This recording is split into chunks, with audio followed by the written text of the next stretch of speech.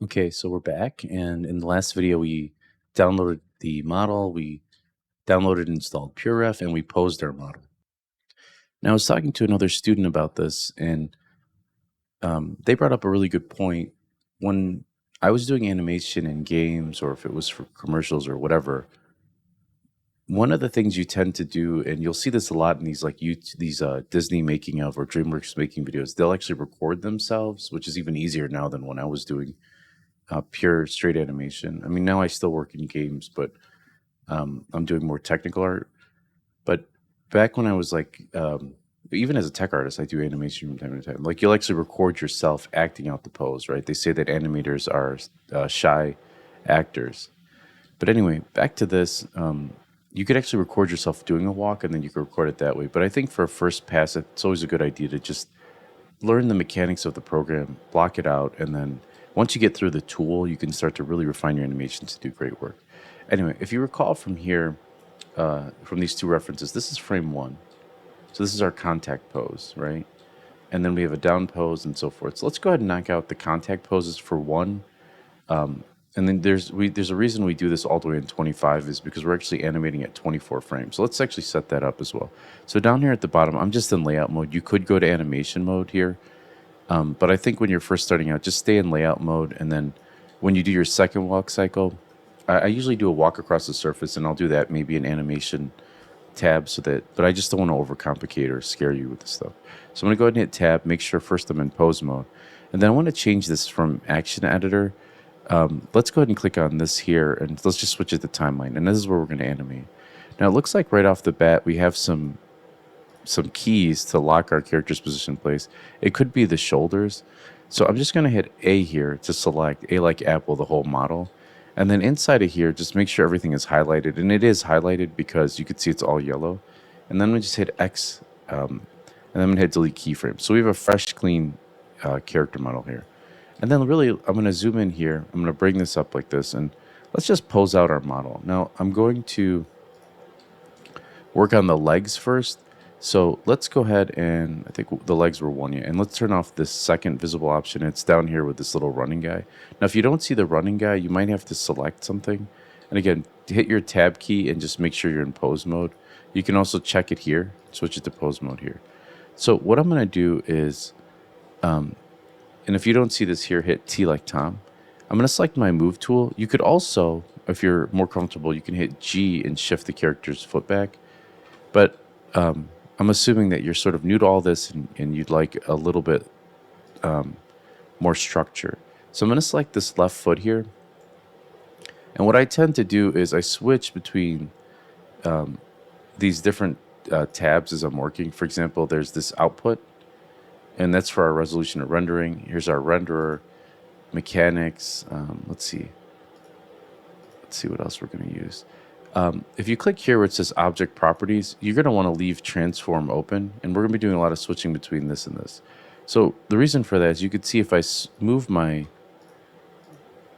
why is it selecting everything? Oh, let's turn off mirror mode. That's probably why. So I tend to, when I'm first animating here, I tend to, what is happening here? Okay, there we go. Oh, that's the location of our model. Here we go. I think delta transform is what, no? What is happening here? Oh, it's on the whole rig. That's why. Interesting.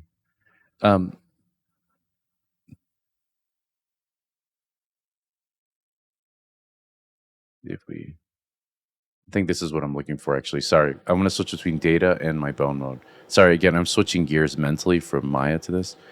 So make sure that you're between your bone mode and then your data mode. Now, the bone mode, if we hold our left mouse button, we can actually control this. And I tend to look to round up or down the positioning of things. So, for example, like I want to try to capture this pose here. So I'm going to select this little butterfly thing here, and I'm going to shift it down just a little bit.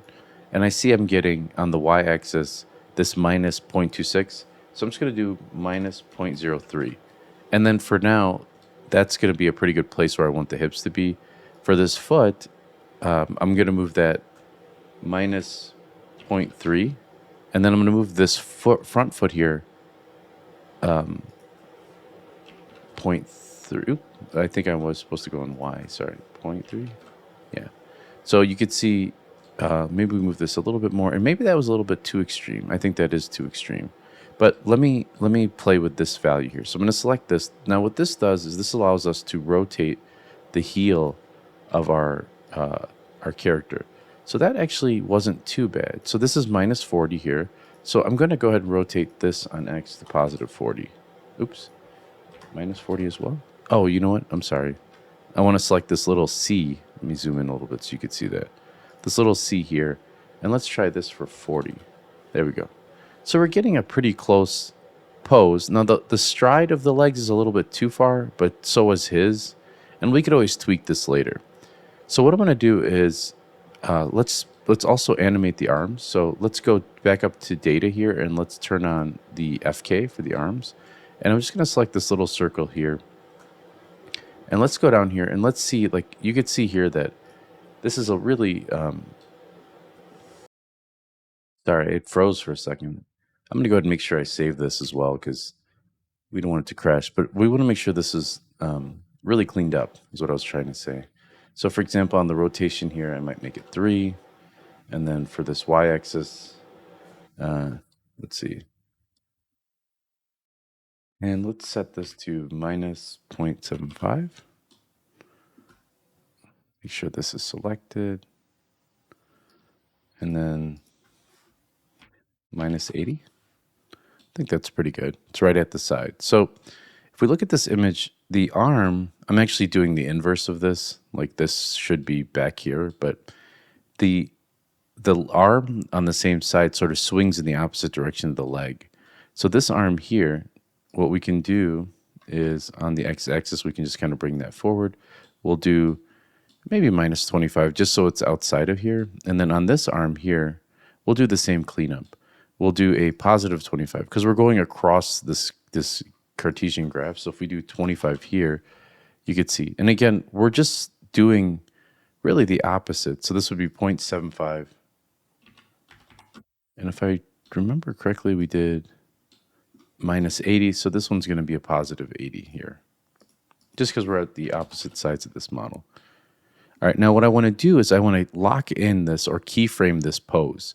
So I'm going to go ahead and press A to select all, and then I like ice cream. And what that did is that set a keyframe on everything in this model. Ideally, you would only key just the controller, like just this. And you could do that by right-clicking in here, and you could insert a single keyframe. And this tends to, you could have trouble with this if you're not familiar with the model by keying things like this. But for now, again, just because we're learning, we want to set a keyframe here. So this is going to lock in this pose. So I'm going to hit A again to select everything. And then I'm going to move my cursor into here. And I'm going to hit Control C. You can also right-click in here and do copy.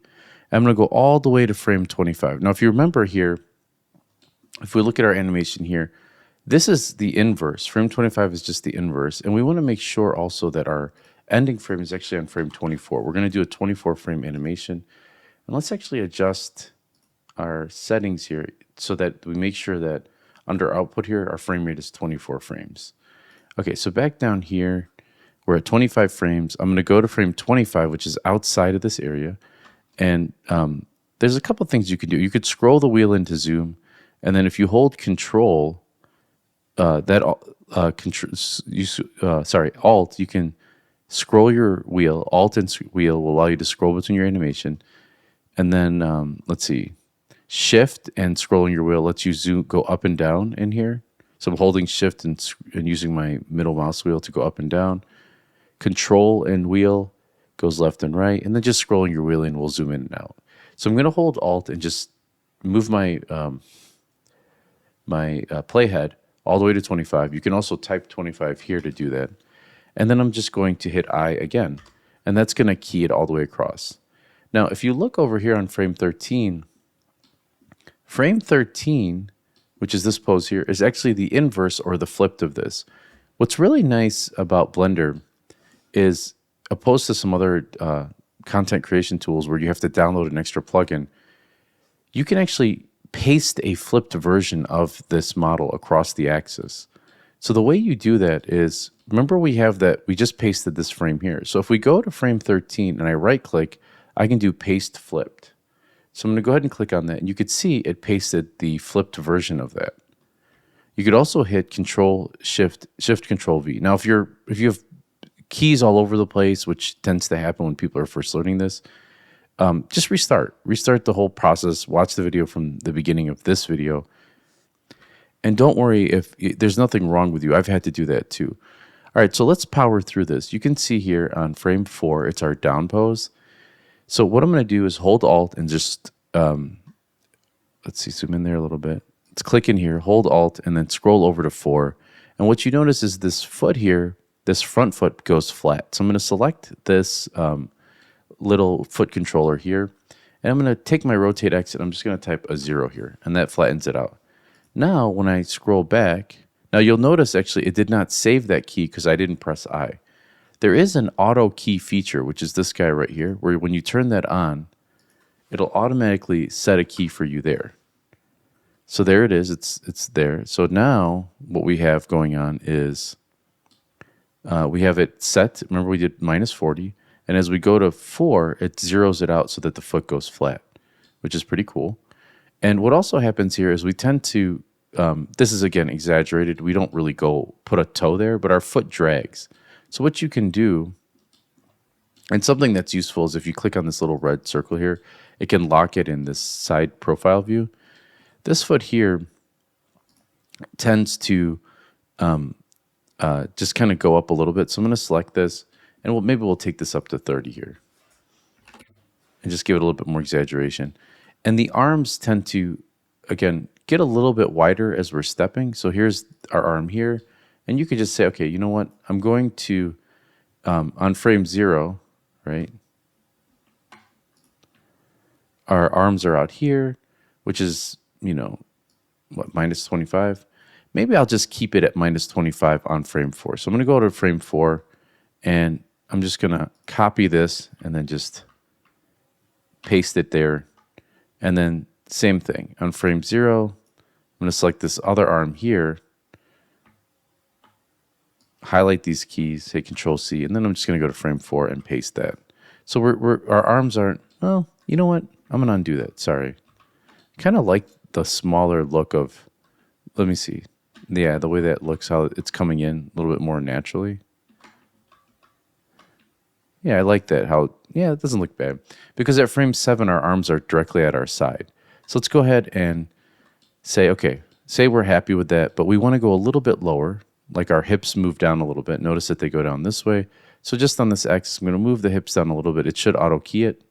So now we're getting a nice first walk there, which looks really nice. All right, let's go ahead and say, you know what? On frame 16, that's the inverse of 4, which is here. So I'm going to go ahead and hit A to copy that. And then I'm going to hit Control C. Remember, I'm not hitting Control C up here. I'm hitting it in this view. So Control C to copy that. I'm going to go all the way to frame 16, which is the inverse of this. It's the flipped. And I'm just going to hit Control Shift and V. And that pastes the inverse there. Now it looks like I didn't get this for some reason. So I'm going to hit Control C here, go to 16. Oh, you know why? Because on frame 4, this foot is still at an angle. So let's clean that up. So let's go to frame 16. Remember, this is our down position. And we're going to select this, and we're going to zero this out. And let's go ahead and play this. I'm going to hit spacebar. And it looks pretty good. We're looking at this, these 2 feet clamp here. So it looks a little bit sliding. And the reason is we need the passing position to really solidify that we are taking a step. Because notice what happens during the passing position. Our foot goes up, and then it travels all the way down, and it grabs the ground. So we know the passing position here is on 7. So I'm going to go all the way to frame 7, and I'm really going to lock down this foot. Now, how you know, and this tends to get messed up for a lot of people, well, what foot is going in the air to pass? Well, it's the foot that's moving forward. So we can see here that this back leg, it's always the back leg, is moving forward. So what I can do is select our little foot controller here. Move that up so it's off the ground. Take my hips and just flatten them out a little bit. You could probably just zero them out at this point. Something like that. And there's a little bit of a hang here in the passing position. Like you could leave it back here and then just, I'm going to hit R to rotate it from this view and just rotate it a little bit like that. Let's go to our side view. And you could move it back a little bit and then you'll get something like this. So we're passing, our foot's coming up to pass, and then on 13, our heel plants. So I'm going to hit space to look at that. You can see there it is. We got that little pop, and it might be too extreme of a pop. We might have to pull the hips up, but we're getting a nice little walk cycle here. So I'm going to go ahead and go to 7, hit A to copy all of that, hit Control C, and the inverse of 7 on the other side is 19. So I'm going to go to 19, Control Shift V to paste that. And it looks like my hips, I'm going to click between this. Yeah, so let's see, what were my hips at? Let's see. We had that at 0. So let's go to 19. Let's make sure to zero that out too. And that might be too high. Maybe a little bit shorter because we want to bend in that knee a little bit. So we have this going on. Foot plants. And it looks like we're also missing, let's make this minus 0.08. And then on 16, let's make this minus 0.08.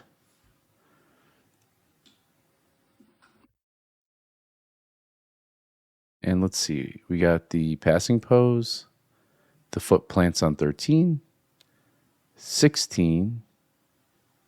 I think part of the other problem is our up and down here. We're going up on 7, and then we land on 13. We never really go down on 16. So let's make sure, here's 4, here's 16. Here's 13 and 1. Yeah, you can see that we're much higher here. So let's do a minus 0.08 here. Let's go to 13. Make sure that it's also minus 0.08. And let's go to our frame 25 and make sure that's probably what the weirdness is. You can see on 25, it's not really, it didn't really copy all this. So I'm going to hit A again. And down here, I'm going to hit Control C. I'm going to go to frame 25. And I'm going to paste that. Oh, you know what? I need to make sure that I highlight all of these keys by themselves. So let's go ahead and just shrink this down. It's kind of a trick to grab all of this. And let me undo that paste across. So I'm going to delete these two, hit X to delete keyframes. So when I pasted across, it actually copied those. So let's go to frame 1. Let's copy these keys. And let's go to frame 25 and then paste them to make sure that we really do have a good copy. So let's hit spacebar here. There we go. So yeah, we're getting there. The arms need a little bit more love. They're not acting properly, but we could always copy, paste, and do the keyframe or paste flipped. All right. So what I want to do is, aside from the polish of it, is as our character is sliding across and stepping on frame 9, I call this, even though he has it here as the up position, I call this the helping pose. And the reason for that is because this is what really punctuates the foot coming down to grab the body. Because walking is just a series of faithful, like catching yourself as you're moving, like you're throwing yourself forward. And that's what you're really doing at this up position. It's kind of the position where we're mostly out of control or like have the least amount of balance. So we're going to go ahead and grab this, our hips here, and we're going to go a little bit higher. So again, I'm just selecting this little butterfly handle and I'm moving it up like this. And then I'm going to move this foot up a little bit like this. And then for our rotation here, I'm just going to give it a little bit of a rotation. Now what you're going to notice, let's just make this 30 here. On this pose is, that pose is the more you exaggerate this pose, the more the foot hitting the ground has a harder hit. So notice that I exaggerated that pretty well. So I'm going to hit spacebar here. Boom. You can see it hits pretty hard. So I'm going to highlight both of these on 10. And then the opposite of that pose, right, our up position is 22. So I'm going to go to 22. And I'm going to hit Control Shift and V to paste the inverse of that. Oops. I did not select all. So I'm going to hit A to select all. And then in here, I'm going to copy it. Go to 22. Control Shift V after I highlight those keys. And now I should have the inverse of that. So there we go. Now I don't necessarily like the arms. So I'm going to just do some basic simple posing, like reposing. So I'm selecting both of those handles, highlighting all of it, and hitting X to delete. Now I'm going to go to frame 1, and I'm just going to reanimate those arms. So here, I'm going to do my rotation as minus 20. That means I'm going to make this arm positive 20 on 1. And I want to make sure, I'm going to hold Shift to select both of those, and I'm going to hit I, and that's going to key those. I'm going to copy that, Control C, go all the way to 25, hit Control V. Then I'm going to go to 13, hit Control Shift and V, or right click and do paste flipped. And just cleaning up those arms a little bit. I should exaggerate that arm a little bit more. It seems like it's hidden, but so we got some very basic arm movement going on there. And what I want to do is on frame 7, I want to make sure that these arms are really flat on the side, like this. Something like this. And I want to do the same thing. Let's see, what do we got there? We have 10, let's say. And then we have